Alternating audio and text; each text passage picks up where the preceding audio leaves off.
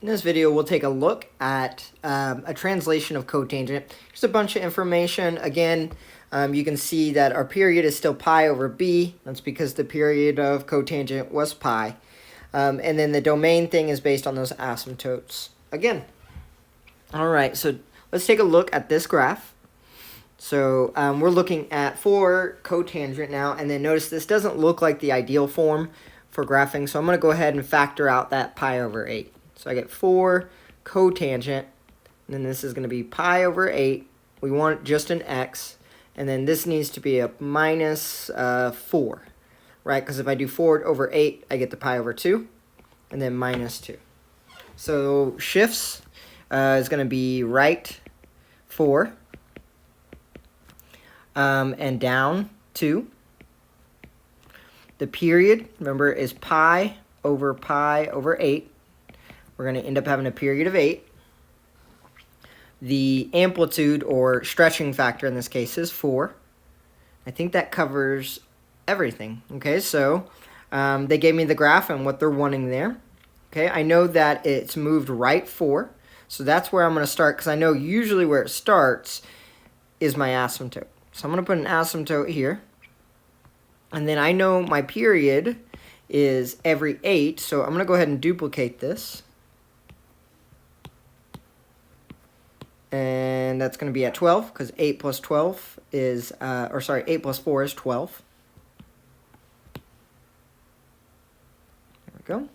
Okay, and then I know that the cotangent happens, I went ahead and took care of that. I know that the midline, or where the main point's going to be, is down 2. And it's going to happen halfway between, which is going to be my 8 right here. And it's down 2, so I'm going to go, this graph wasn't great for this. It's about that line. I'm just going to go with it. So it's about right there. So that's the down 2 portion, right? In a graph on a test, I would give you plenty of room, or in our online homework, it should work out where it's not weird. Okay, the 4 is going to tell me how much to go halfway between, and then it's a positive 4. Cotangent is decreasing.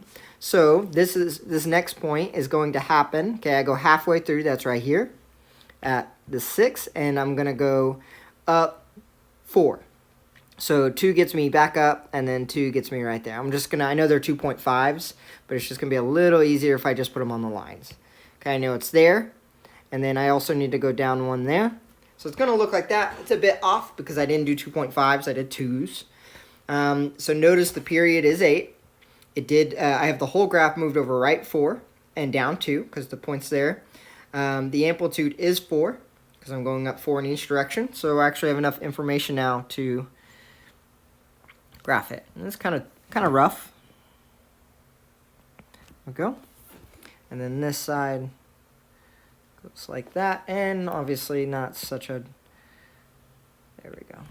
Okay, there's my cotangent function. Noticed I was only focused really on 3 points, given where it's happening, the center of it based on the shifts, and then I just cut distances in half to get those other numbers. All right, this thing, it says, I think it said sketch 1 period, but I like to put a few more because I can. It's a lot easier on my computer. So if I wanted more, I could put another one right there and on the other side, and it repeats ad infinitum. Now, I said earlier I would help with this domain thing. What I want to help you see is domain, how you're going to do it. It's better just to graph it and then figure it out from there. Okay, so notice that it doesn't exist. X cannot be 4. And then it's going to jump 8 to get to this next 12, right? So I'm going to add in 8 T, or in rather. Let me see what the notes did up here. K.